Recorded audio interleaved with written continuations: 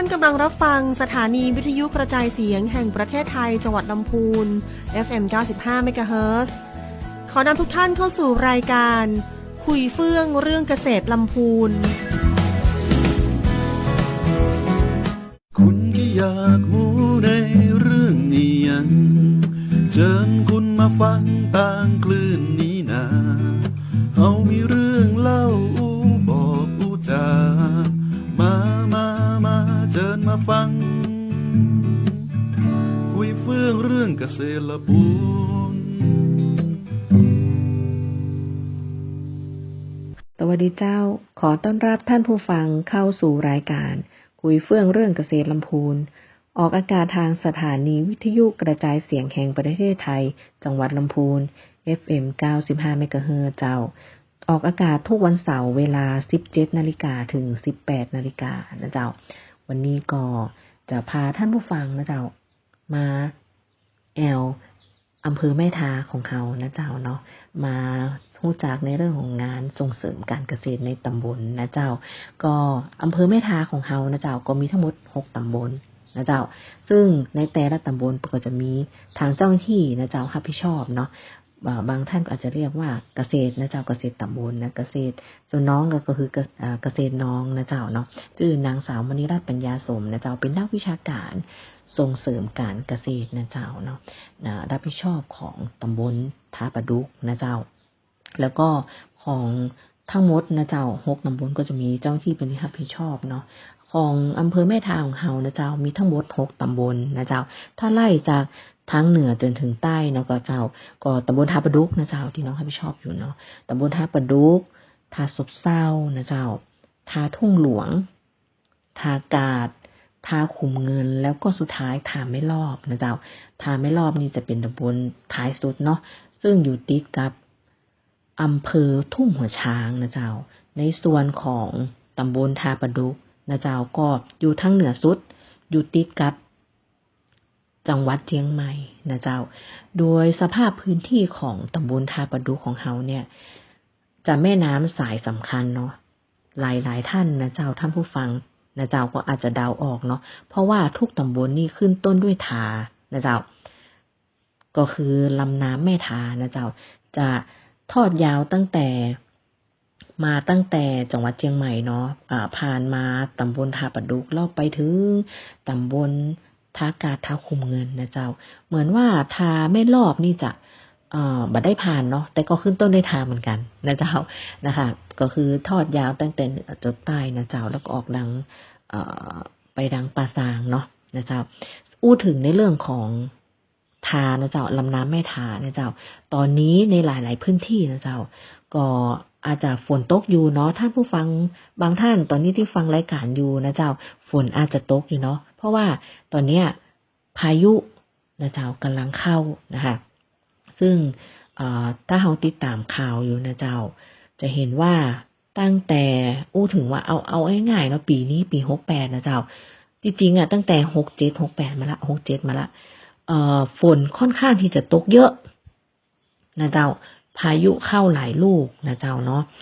ซึ่งมีทั้งดีแล้วก็ไม่ดีนะเจ้าดีก็คือเจ้าเฮามีน้ำใช้เนาะอ่างเก็บน้ำที่เกยบัดเต็มก็เต็มนะเจ้าส่วนใหญ่แล้วที่กับของตำบลท่าประดุกนะเจ้าลูกตำบลอื่นๆในของอำเภอแม่ทาเนี่ยเจ้าตัวนี้ระดับน้ำที่อ่างเก็บน้ำเก็บไว้เต็มนะเจ้าล้นสปริงเวย์หลายรอบละเพราะว่าฝนตกหนักขนาดนะเจ้าขนาดเดือนเมษาเนาะปกติเจ้าเคยถามคนใหญ่เนาะที่เปิ้นบอกว่าเมษานี่ตั้งแต่เกิดใหญ่มาบ่เคยเห็นฝนตกนะขนาดนี้เลยนะคะเมษาฝนก็ยังตกนะเจ้านะคะแล้วก็หลายๆที่อาจจะประสบในเรื่องของอุทกภัยนะเจ้าน้ำป่าไหลหลากนะเจ้าสภาพพื้นที่ของบ้านเฮานะเจ้าจะเป็นลักษณะภูเขาเนาะแล้วก็เวลาน้ำมานี่นะเจ้าก็ส่วนใหญ่แล้วเป็นน้ำหลากมาโวยไปโวยเนาะนะเจ้าก็เกษตรกรหลายๆท่านเนี่ยเจ้าตั้งแต่อาจจะต้องมีการวางแผนในเรื่องของการเพาะปลูกละนะเจ้าเพราะว่าบางทีเนี่ยถือว่าตอนนี้คือสภาพอากาศเฮาค่อนข้างแปรปรวนเนาะ climate change นะเจ้าค่อนข้างแปรปรวนมากฤดูกาลเดือนไหนที่บ่เคยฝนตกก็ตกเจ้าแล้วก็บางครั้งก็ตกปริมาณเยอะนะเจ้าแล้วก็ส่งผลกระทบต่อในเรื่องของผลผลิตส่งผลกระทบต่อในพื้นที่เพาะปลูกเฮาเจ้าเกษตรกรอาจจะต้องยุคใหม่เนาะอาจจะต้องมีการวางแผนนะเจ้าแล้วก็ติดตามดูข่าวนะเจ้าในเรื่องของสภาพอากาศนะเจ้าปริมาณน้ำฝนหลายๆอย่างเพื่อที่จะวางแผนในการเพาะปลูกนะคะแล้วก็พ่อแม่พี่น้องในนะเจ้าเกษตรกรที่ประสบเนาะในเรื่องของพายุอยู่ในอุทกภัยเนี่ยนะเจ้าก็ขอส่งกำลังใจนะเจ้าเนาะของเฮาสู้ๆต่อไปนะเจ้าเฮาว่าบางทีเฮารู้สึกว่าเฮาเหนื่อยแล้วเนาะแต่เฮาไปพอในกับประเทศข้างบ้านเฮาเนี่ยเจ้าปัจจุบันเนาะตอนเนี้ยนะเจ้าฟิลิปปินส์โดนพายุนักขนาดนะเจ้าแล้วก็เกิดความเสียหายทั้งชีวิตเนาะทรัพย์สินพื้นที่เกษตรเยอะๆหลายอย่างเลยนะเจ้าก็ขอส่งกำลังใจให้กับพ่อแม่พี่น้องแล้วก็ประชาชนทุกๆคนนะเจ้าเนาะคงเฮาสู้ต่อไปเนาะเจ้าเพราะว่าชีวิตนี้ยังอีกยาวไกลเนาะนะเจ้าก็เป็นกำลังใจให้ตัวนะเจ้าค่ะปีกมาในส่วนของเมื่อกี้เฮาไปดังนอกแล้วนะเจ้าปีกมาดังในบ้านเฮานะเจ้าในเรื่องของน้องเนี่ยรับผิดชอบนะเจ้าในเรื่องของการทำในเรื่องของงานด้านส่งเสริมการเกษตรนะเจ้าเฮาปีกมาอู้ในเรื่องงานการส่งเสริมการเกษตรของตำบลท่าประดุกนะเจ้าท่าประดุกเฮาคิดว่าท่านผู้ฟังที่ฟังอยู่นะเจ้าอาจจะเคยมาตำบลท่าประดุกนะเจ้าท่าประดุกนี่มีเปิ้นห้องว่าแหล่งท่องเที่ยวเนาะเจ้าที่ถ้าใครอู้ถึงท่าประดุกอาจจะนึกถึงนะเจ้าแหล่งประวัติศาสตร์เนาะสะพานขาวทาชมพูนะเจ้าเป็นสะพานที่เป็นเอกลักษณ์ในพื้นที่ของตำบลท่าประดุกนะเจ้าแล้วก็เป็นแหล่งท่องเที่ยวเนาะหรือว่าท่านผู้ฟังคนไหนที่บ่เคยมานะเจ้าอยากจะเชิญชวนนะเจ้ามาท่าประดุกดูนะเจ้าถ้าท่านมาแล้วท่านจะรู้ว่าอ๋อมันมีทั้งประวัติศาสตร์มีทั้งวิถีชีวิตนะเจ้ามีทั้งอย่างหลายๆอย่างเนาะที่เฮามาแล้วเฮาจะบ่ผิดหวังนะเจ้าแล้วก็ที่ชื่นชอบอย่างกับในตัวของน้องนะเจ้าของส่วนตัวน้องนะที่น้องมารับผิดชอบในส่วนของตำบลท่าประดุกเนี่ยเจ้าที่ชอบอย่างหนึ่งคือถนนเส้นทางธรรมชาติเฮาขับรถนะเจ้าเป็นห้องว่ามันจะมีถนนซุปเปอร์นะเจ้าก็คือเชียงใหม่ลำปางเนาะถ้าเฮาแยกเข้าไปปากทางเข้าไปทางตำบลท่าประดุกเนี่ยเจ้าจะเป็นถนนที่เฮาขับรถแล้วเฮาสึกมันม่วนใจเจ้าท่านผู้ฟังบางทีเฮาเครียดมาเนาะแล้วเฮาก็ขับรถไปมันช่วยผ่อนคลายเจ้าข้างทางก็จะเป็นหมู่บ้านเนาะของชาวบ้านเฮานะเจ้าแล้วก็เป็นวิถีชีวิตที่เปิ้นดำเนินอยู่นะเจ้าแล้วก็เป็นภูเขานะคะแล้วก็ต้องบอกว่าอากาศดีมากนะเจ้าภูเขาจะล้อมรอบเนาะตลอดถนนแล้วก็ขึ้นไปจนเหนือนะเจ้าไปจนถึงจังหวัดเชียงใหม่นะเจ้าเราจะเห็นว่าบางคนเพิ่นก็ขับรถมอเตอร์ไซค์มากันนะเจ้าม่วนงานสันเล้านะเจ้าเนาะเป็นการผ่อนคลายอย่างหนึ่งนะเจ้าก็ขอเชิญชวนเนาะท่านผู้ฟังบางท่านที่บ่เคยมานะเจ้าก็มากันได้นะเจ้าตีอำเภอแม่ทานะเจ้าตีตำบลท่าประดุกนะเจ้าจากแหล่งท่องเที่ยวแล้วนะเจ้าก็ยังมีพื้นที่การเกษตรนะเจ้าตำบลท่าประดุกเฮามีพืชหลักอยู่2พืชเนาะก็คือข้าวแล้วก็ลำไยนะเจ้าจะเหมือนหลายๆของตำบลเนาะของอำเภอแม่ทาแล้วก็หลายๆพื้นที่นะเจ้าของจังหวัดลำพูนเฮานะเจ้าข้าวก็จะเป็นข้าวนาปีบ่มีข้าวปังนาปังนะเจ้าแล้วก็จะเป็นลำไยนะเจ้าก็ช่วงนี้เป็นช่วงที่เปิ้นกำลังเริ่มเก็บเกี่ยวข้าวกันนะเจ้าแต่ก็อาจจะปีนี้อาจจะค่อนข้างช้ากว่าทุกปีนะเจ้าเราจะเห็นจากว่าฝนตกหนักเนาะแดดแทบจะมีเลยนะเจ้านะคะของฤดูกาลปลูกข้าวในปีรอบนี้แล้วก็บางพันธุ์ก็ค่อนข้างที่จะเตี้ยหน่อยเนาะเพราะว่าแดดมันบ่ค่อยมีเนาะแล้วบางตีก็บางทีหันก็แบบว่าล้มกันละเลยนะเหมือนกันนะเจ้าเนาะซึ่งวิถีชีวิตของการทำเกษตรเนี่ยส่วนใหญ่แล้วบางทีสมัยก่อนเนาะเป็นใจเหมือนลงแขกเกี่ยวข้าวกันนะเจ้าแล้วก็ตอนนี้ก็เริ่มเนาะมีการใช้เครื่องไม้เครื่องมือมีการลดเกี่ยวเข้ามาแล้วเจ้าเพราะว่ามันจะลดในเรื่องของแรงงานนะเจ้าแรงงานเขาก็หายากตัวเจ้า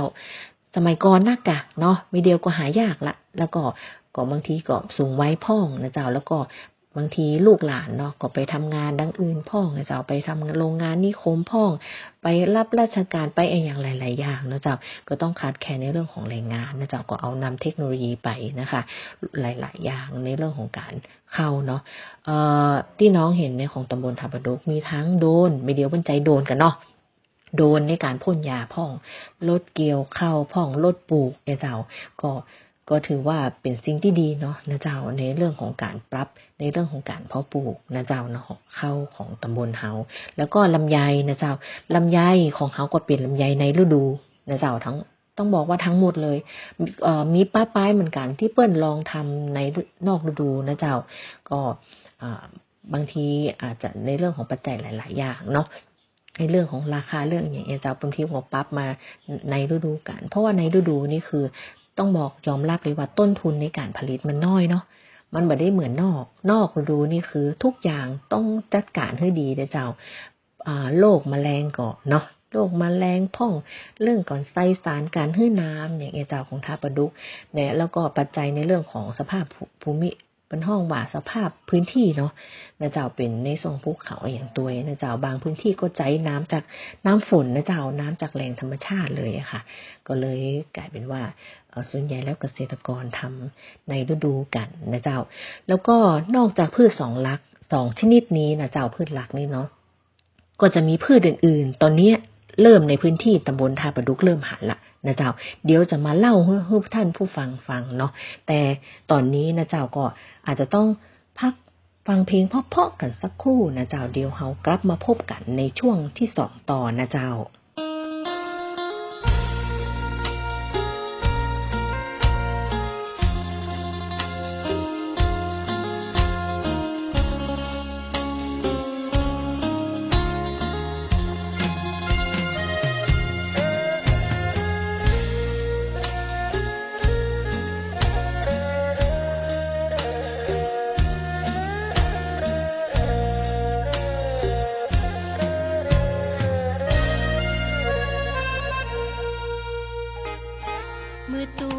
ไกลห่างใจไม่ร้างลาคอยคำมั่นสัญญาแม้นว่าวันเดือนเปลี่ยนไปรักเดียวแน่วแน่ไม่เคยแค่คำพูดใดปั้นเรื่องป่อยอเลวไหลให้จดจำในคำวอนก่อนลา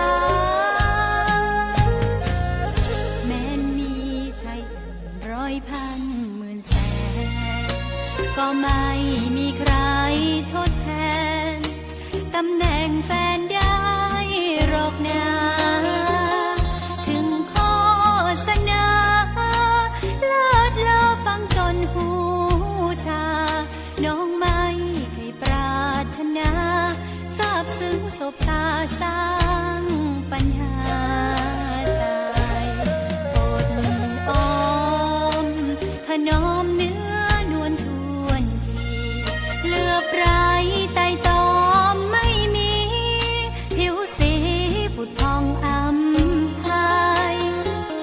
นิ้วก้อยนิ้วกลางนิ้วนางแก้มละไมไม่เคยถูกมือชายใดแต่ต้องให้เป็นร้อยมนต์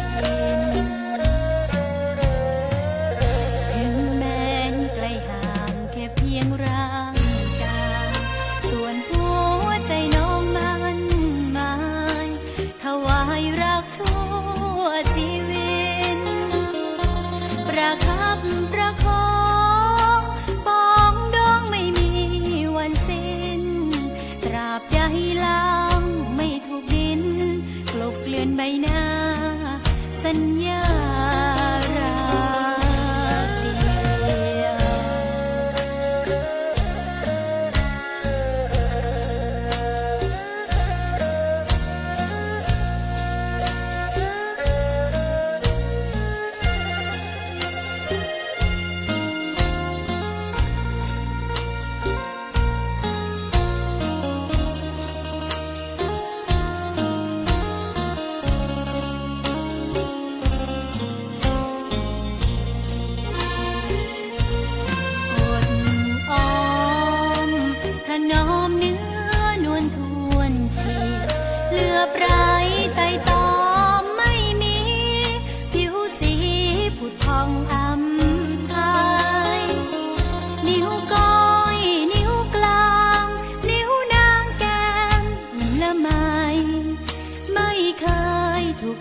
ชายใดแต่ต้องให้เป็นรอยมนทินถึงแม้นไกลห่างก็เพียงร่างกายส่วนหัวใจน้องมันหมายถวายรักชั่วชีวิตประคับประคอ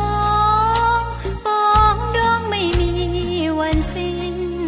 ตราบใดลำไม่ถูกดินกลบเลือนใบหน้าสัญญารักดี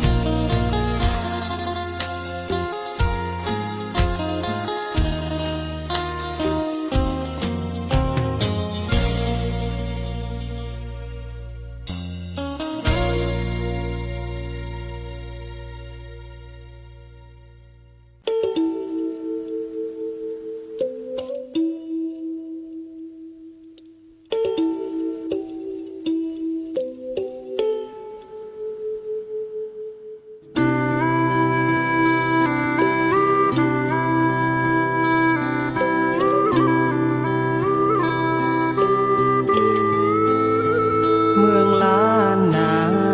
บ้านเฮาแห่งนี้ เป็นเมืองคนดีมีประเพณีมาเมืองอยู่ห่างไกลไกลโพ้นจากผู้คนและแสงสีแดนสีวิไล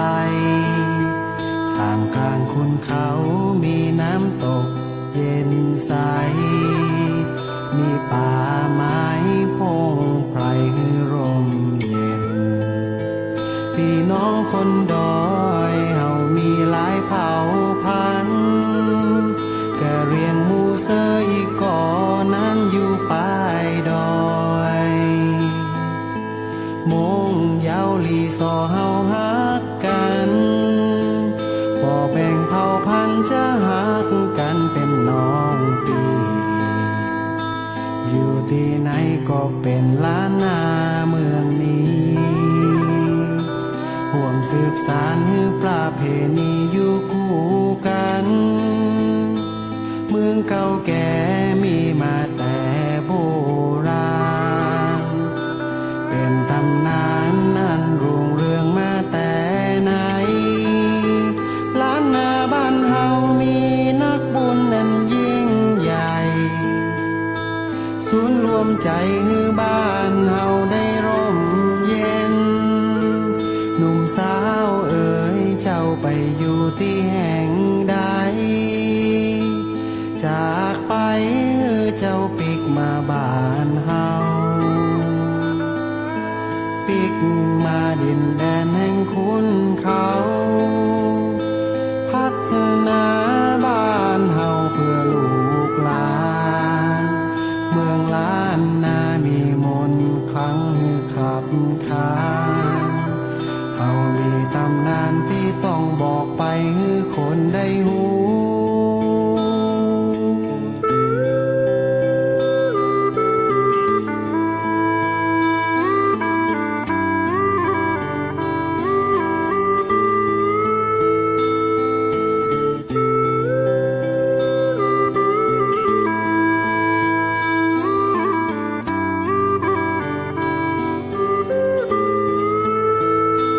เมืองเก่าแก่มีมาแต่โบราณ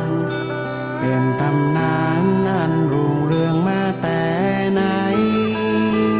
ล้านนาบ้านเฮามีนักบุญนั้นยิ่งใหญ่ศูนย์รวมใจฮือบ้านเฮาได้ร่มเย็นหนุ่มสาวเอ๋ยเจ้าไปอยู่ที่แห่งใดจากไปเจ้าปิกมาบ้านเฮาปิกมาดินแดนแห่งคุณเขาพัฒนาบ้านเฮาเพื่อลูกหลานเมืองล้านนามีมนต์คลังฮือขับขานเฮามีตำนานที่ต้องบอกไปฮือคนได้หู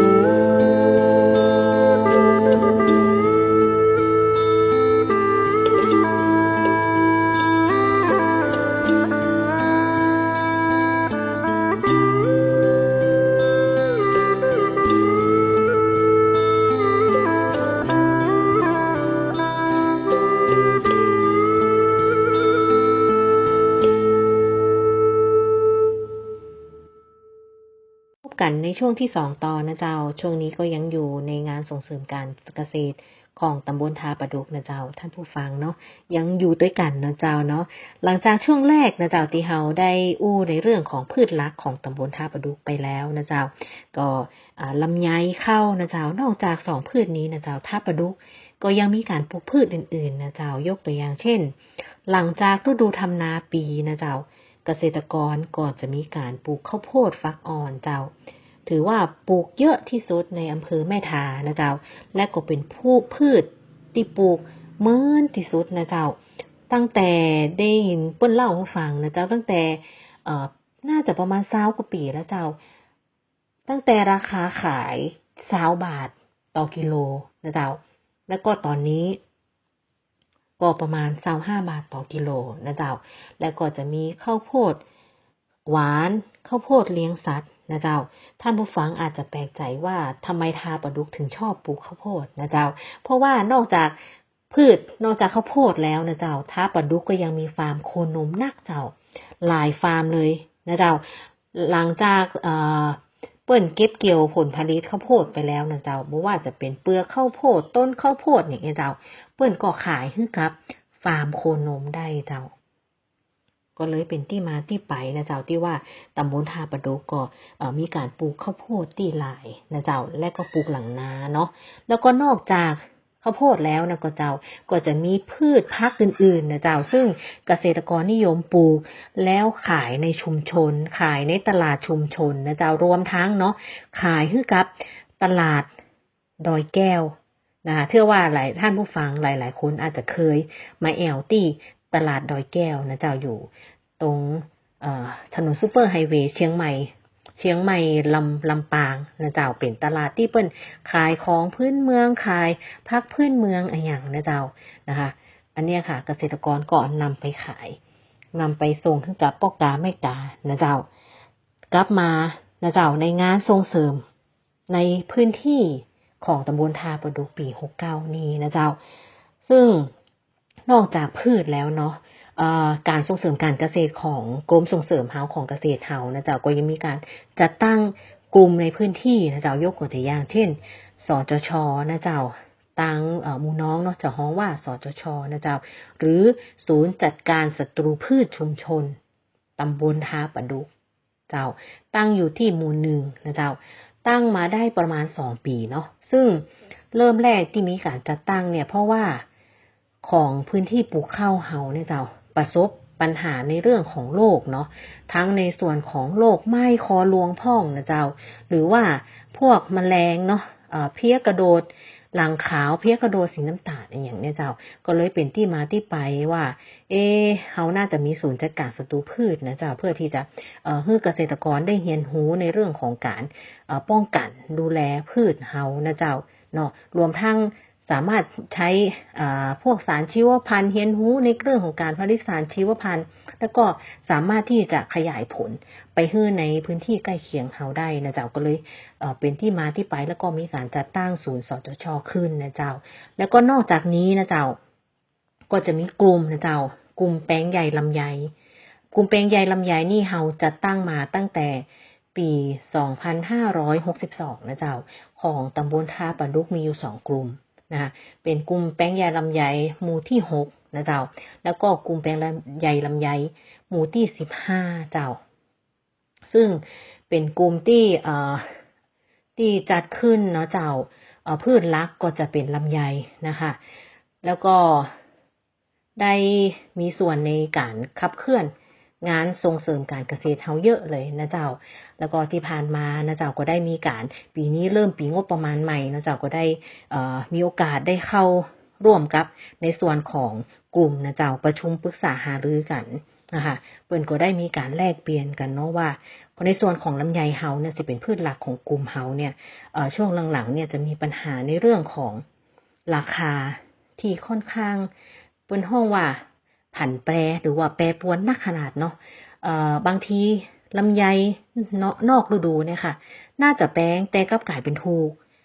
บางช่วงลำไยในฤดูแพงบางช่วงลำไยในฤดูถูกเหมาะเจ้าก็เลยว่าน่าจะมีพืชอย่างที่สามารถมาทดแทนนะเจ้าแล้วก็ มาเสริมให้กับเกษตรกรสร้างรายได้ให้เกษตรกรได้พ่องนะเจ้าก็เลยวางแผนว่าตอนเนี้ยปี69นี่นะเจ้าจะนำร่องนะเจ้าตัวแทนของกลุ่มเนาะตอนนี้รวบรวมสมาชิกได้13รายนะเจ้าพื้นที่คนละประมาณ 3-5 ไร่นะเจ้า 3-5 ไร่รวมแล้วประมาณ50กว่าไร่นะเจ้าในการทดลองปลูกกาแฟพันธุ์โรบัสต้าใต้ต้นลำไยนะเจ้าก็อันนี้เป็นแผนที่ในส่วนของสำนักงานเกษตรเนาะก็ได้ทำร่วมกับกลุ่มแปลงใหญ่นะเจ้าเพื่อที่จะดูว่าในพื้นที่ของตำบลทาประดุกเขาเนี่ยสามารถที่จะปลูกกาแฟได้ก่อนะเจ้าแล้วก็คุณภาพในเรื่องของกาแฟเป็นอย่างไรพ่อถ้าเกิดว่าผลการประสบความสำเร็จอย่างใดเขาจะได้ขยายผลคือกับสมาชิกของแปลงใหญ่ลำไยแล้วก็ในส่วนของเกษตรกรอื่นๆตัวนะเจ้าเนาะเพื่อจะเป็นการสร้างรายได้แล้วก็ลดความเสี่ยงในเรื่องของการปลูกพืชเชิงเดียวตัวนะเจ้านะคะอันนี้ก็เป็นแผนที่เราได้ทำร่วมกับในส่วนของแปลงใหญ่นะเจ้าแล้วก็มีพืชอื่นๆแถมเนาะนอกจากในเรื่องของการแก้ปัญหาในของชาวสวนลำไยแล้วนะเจ้าก็มีแนวคิดว่าของเฮาเนี่ยบางทีพื้นที่ปลูกเนาะการปลูกพืชเชิงเดียวนะเจ้ามันก็ค่อนข้างเสี่ยงตัวนะเจ้าเฮาน่าจะมีการปลูกพืชแบบผสมผสานเนาะแต่การปลูกพืชแบบผสมผสานเกษตรกรเนี่ยบางทีเขาเข้าไปส่งเสริมเพื่อจะถามเลยว่าถ้าเขาปลูกแล้วเนี่ยพืชเนี่ยเขาจะไปขายที่ไหนนะคะก็เลยมีแนวคิดว่าถ้าอย่างนั้นเขาก็ควรจะนำร่องหรือว่าเขาควรจะหาตลาดให้กับเกษตรกรนะเจ้าก็ตอนนี้มีแนวคิดว่าลองให้เกษตรกรน่ะตัวอย่างสัก1-2 รายเนาะลองปลูกพืชแล้วก็เอาผลแล้วก็ในส่วนของน้องเนี่ยจะพยายามหาตลาดให้กับเกษตรกรเพื่อที่จะเอาไปบ่มีปัญหาในเรื่องของตลาดตัวนะเจ้าอันนี้ก็เป็นแผนที่เขาจะร่วมทำในส่วนของตำบลท่าประดุกนะเจ้าเนาะอันนี้ก็เป็นแผนที่จะดำเนินการอยู่นะเจ้าแต่ทั้งนี้ทั้งนั้นนะเจ้าการที่แผนที่จะว่าทั้งหมดจะประสบความสำเร็จได้เนี่ยก็คือต้องมีหลายๆส่วนเนาะก็คือทั้งในส่วนของในตัวของเจ้าที่ตัวในส่วนของเกษตรกรตัวที่ต้องมีความร่วมมือร่วมใจกันนะเจ้าในเรื่องของการทั้งแนวทางการขับเคลื่อนอุปสรรคปัญหาที่เราต้องทำร่วมกันนะเจ้าเนาะก็มีเรื่องราวในเรื่องของการส่งเสริมการเกษตรในตำบลท่าประดุกเยอะนะเจ้าแต่ช่วงนี้เนาะในช่วงที่2นี้อาจจะต้องพักกันสักครู่หนึ่งนะเจ้าเดี๋ยวเรากลับมาพบกันมาอู้จ่ากันในเรื่องของแนวความคิดแล้วก็ในเรื่องของงานส่งเสริมของปี69ที่จะทำในตำบลท่าประดุกนะเจ้าในช่วงที่3เนาะตอนนี้เราพักฟังเพลงพอๆกันสักครู่นะเจ้ากลับมาพบกันในช่วงที่3เจ้า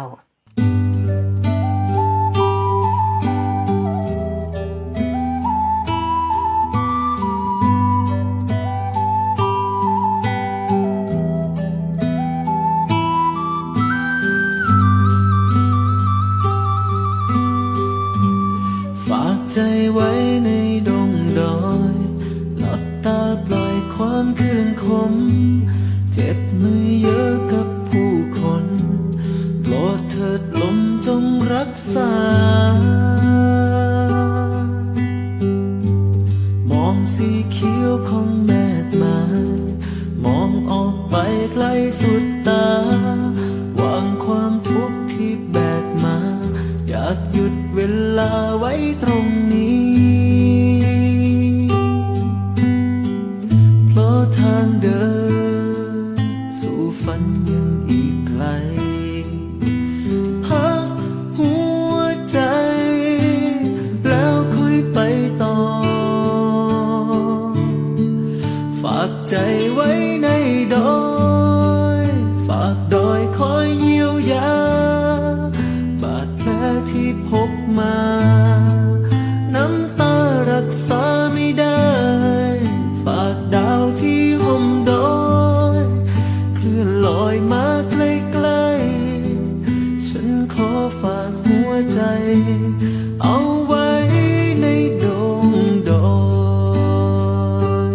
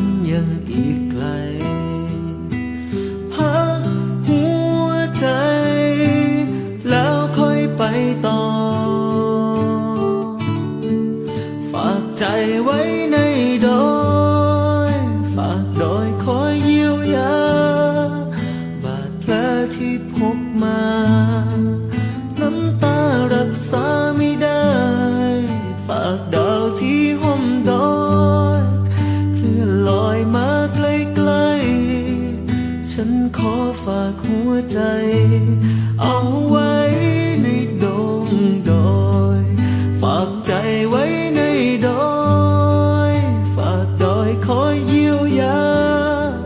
บาดแผลที่พกมาน้ำตารักษาไม่ได้ฝากดาวที่ห่มดอยคลื่นลอยมาใกล้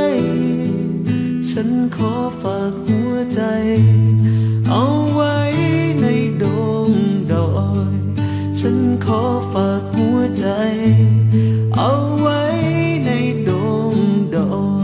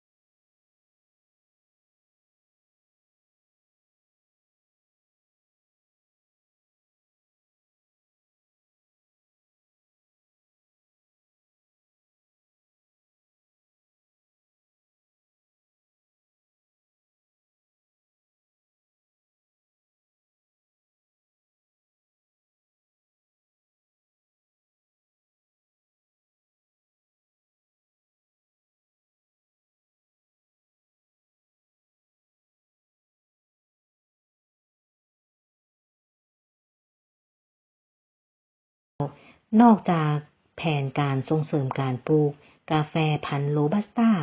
ในสวนลำไยแล้วนะเจ้าที่ทางสำนักงานเกษตรจะร่วมกับในส่วนของกลุ่มแปลงใหญ่ลำไยนะเจ้าก็จะมีแผนของการปลูกพืชหลังนานะเจ้าหรือว่าหลังจากที่เฮามีการเก็บเกี่ยวข้าวแล้วนะเจ้าที่มาที่ไปของแผนเนี่ยเพราะว่าเนื่องจากเนาะที่เฮาได้มีโอกาสได้แลกเปลี่ยนมีโอกาสได้แลกเปลี่ยนปัญหามีโอกาสในแลกเปลี่ยนแนวความคิดอย่างต่างๆกับกลุ่มแปลงใหญ่เนี่ยเจ้าเขาเห็นว่าของตำบลท่าปะดุกนะเจ้านอกจากหลังจากที่เฮามีการปลูกข้าวแล้วเนี่ยเขาก็จะมีการปลูกข้าวโพดเนาะปลูกผักอย่างอื่นๆนะเจ้าแล้วก็บางทีเนี่ยการปลูกพืชแบบชนิดเดียวในพื้นที่นะเจ้ามันจะส่งผลหลายๆอย่างเนาะ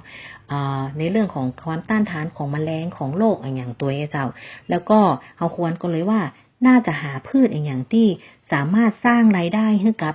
เกษตรกรหรือว่าสามารถเป็นพืชหมุนเวียนให้กับเกษตรกรในตำบลท่าปะดุกได้นะเจ้าแล้วก็อีกอย่างหนึ่งทางกลุ่มแปลงใหญ่นะเจ้าประมาณปีที่แล้วของปี67นะเจ้าประมาณเดือนมีนาเนาะก็ได้มีโอกาสไปที่อำเภอทุ่งหัวช้างนะเจ้าได้ไปดูการเก็บเกี่ยวเนาะผลผลิตของเปิ้ลนะเจ้าซึ่งถ้าน้องเอ๋ยว่าทุ่งหัวช้างเนี่ยหลายๆท่านน่าจะเดาออกละว่าที่พืชที่จะเอามาทดลองปลูกในตำบลท่าปะดุกนี่คืออย่างนะเจ้านั่นก็คือมันฝรั่งเนาะนะเจ้าก็ได้ไปในทางกับทุ่งหัวช้างนะเจ้าแล้วก็ขอญาติเอ่ยนามเนาะลุงณรงค์นะเจ้าปืนก็ให้การต้อนรับอย่างดีเลยนะเจ้าแล้วก็พาในส่วนของสมาชิกแปลงใหญ่เข้าไปดูนะเจ้าในส่วนของการเก็บเกี่ยวผลของมันฝรั่งนะเจ้าพร้อมทั้งให้คำแนะนำในเรื่องของการจัดการแปลงการทำแปลงการใส่ปุ๋ยนะเจ้าแล้วก็รวมทั้งเครื่องไม้เครื่องมืออย่างต่างๆนะเจ้าแล้วก็คิดว่าก่อนที่จะมีการปลูกมันฝรั่งในปีนี้เนาะปี69เนี่ยนะเจ้าก็อาจจะมีโอกาสเนาะคือเติงหาลุงณรงค์ละถึงชื่อลุงณรงค์นะเจ้าก็อาจจะได้ไปหาลุงณรงค์แหมรอบนึงนะเจ้าเพื่อจะไปดูในเรื่องของการจัดการแปลงนะเจ้าเนาะซึ่งถ้าถามว่ามันฝรั่งเนี่ยในส่วนของตำบลท่าปะดุกนะเจ้าเคยได้อู้กับเกษตรกรเนาะในของตำบลท่าปะดุกนะเจ้าที่จริงเปิ้นก็เคยปลูกนะเจ้ามาแล้วนะเมินมาแล้วเนาะแล้วก็เพราะว่ามีการเข้าไปส่งเสริมส่งเสริมการปลูกนะเจ้าแล้วหลังจากนั้นก็ได้มีการปลูกเพิ่มอย่างนะเจ้าและรวมทั้งนะเจ้าของอำเภอแม่ทานะเจ้าที่จริงณปัจจุบันตอนนี้เนาะตำบลทาไม่รอบนะเจ้าซึ่งอยู่ใกล้กับอำเภอทุ่งหัวช้างเปิ้นก็มีการปลูกมันฝรั่งอยู่นะเจ้าแล้วก็ปีนี้ก็มีแต่มีบ่เยอะเนาะมีประมาณสัก10กว่ารายนะเจ้าที่มีการปลูกมันฝรั่งอยู่นะเจ้าก็เลยจะลองนำพืชใหม่ๆลองทดลองปลูกในพื้นที่ของตำบลท่าปะดุกอำเภอแม่ทาเฮานะเจ้าด้วยปีนี้รอบนี้นะเจ้าจะทดลองปลูกนะเจ้าอยู่2จุดแรกก็จะอยู่ที่ตำบลท่าซบเซาเนาะอีกจุดนึงก็จะอยู่ตำบลท่าปะดุกที่น้องรับผิดชอบอยู่นะเจ้าเป็นในแปลงของอาสาสมัครเกษตรนะเจ้าซึ่งถือว่าเป็นหรือห้องว่าอกม.เนาะหลายๆท่านน่าจะเคยได้ยินหรือว่าหลายๆท่านเป็นนะเจ้าอกม.อยู่นะเจ้าซึ่งเป็นคนที่ช่วยขับเคลื่อนในงานส่งเสริมการเกษตรของเฮานะเจ้าทดลองอยู่ที่ในแปลงของอกม.ของเฮานะเจ้าซึ่งถือว่าเป็นทั้งสมาร์ทฟาร์มเมอร์ทั้งเป็นอกม.เป็นเกษตรกรที่หัวไวใจสู้เนาะที่จะลองทำร่วมกับในส่วนของเกษตรเฮานะเจ้าเพื่อที่จะเรียนรู้และเพื่อจะเก็บข้อมูลว่าในส่วนของพืชอื่นนะเจ้าหรือว่าพืชเนี่ยค่ะสามารถปลูกในพื้นที่ตำบลท่าปะดุกเฮาได้ก่อเพราะเนื่องจากนะเจ้าถึงแม้เฮาจะอยู่ในอำเภอเดียวกันนะเจ้าหรือว่าอยู่ใกล้กันแต่ในเรื่องปัจจัยต่างๆนะเจ้าที่จะเข้ามาเกี่ยวข้องมันบ่เหมือนกันเนาะดินของตำบลท่าปะดุกสามารถปลูกได้ก็ทั้งดินทั้งน้ำอากาศเนาะเจ้าแล้วก็ในเรื่องของปัจจัยของโรคและแมลงเนี่ยค่ะเดี๋ยวก็ในส่วนของกลุ่มและก็ในส่วนของเกษตรก็จะเก็บข้อมูลนะเจ้าการปลูกมันฝรั่งไปด้วยกันนะเจ้าในการจัดการแปลงปลูกมันฝรั่งนะเจ้าก็ได้คิดว่าเขาน่าจะมี แนวทางในการจัดการแปลงแบบผสมผสานนะเจ้านอกจากการใช้สารเคมีแล้วเนาะหรือว่าการใช้ปุ๋ยนะเจ้าอาจจะต้องมีการผสมผสานระหว่างของการใช้สารชีวพันธุ์มาประกอบร่วมตัวนะเจ้าเพราะว่ามันจะได้ลดในเรื่องของค่าใช้จ่ายแล้วลดในเรื่องของการต้านทานของโรคและแมลงตัวนะเจ้าก็ได้มีการประสานปรึกษาหารือไปทางสทอเนาะซึ่งเป็นห้องเต็มๆว่าศูนย์ส่งเสริมเทคโนโลยีการเกษตรด้านอารักขาพืชนะเจ้าอยู่ที่จังหวัดเชียงใหม่นะเจ้าเปิ้นก็ได้ให้คำแนะนำในเรื่องของการใช้สารชีวพันธุ์นะเจ้าทั้งในเรื่องของไตโคเดอร์มาB1เนาะที่เขาจะเอานำมาใช้ในแปลงมันฝรั่งด้วยนะเจ้าถ้าเกษตรกรท่านใดนะเจ้ามีความสนใจอยากหรือว่าใช้พวกสารชีวพันธุ์ในแปลงปลูกนะเจ้าถ้ามีข้อสงสัยอย่างก็สามารถสอบถามไปทางศูนย์สทอได้นะเจ้าเปิดก็ให้คำแนะนำในเรื่องของการใช้สารชีวพันธุ์การอารักขาพืชได้นะเจ้าเนาะอันนี้ก็จะเป็นแนวทางในเรื่องของการส่งเสริมของปี69นี้นะเจ้าที่ในส่วนของเกษตรจะทำในตำบลทาประดุกนะเจ้าที่จริงมีข้อมูลเกษตรแถมหลายอย่างนะเจ้าซึ่งเวลาอาจจะแบบเพียงพอเนาะถ้าเกิดว่าท่านใดนะเจ้ามีความสงสัยหรืออย่างอาจจะสอบถามหรือว่าไม่แอลห่างกันที่สำนักงานเกษตรได้นะเจ้าเนาะแล้วก็สามารถติดต่อมาที่สำนักงานเกษตรได้ที่เบอร์โทร 053-976-295 ได้นะเจ้าอันนี้เป็นเบอร์โทรในส่วนของสำนักงานเกษตรอำเภอแม่ทานะเจ้าหรือว่าจะสอบถามในส่วนของสำนักงานเกษตรใกล้บ้านท่านได้นะเจ้าวันนี้ก็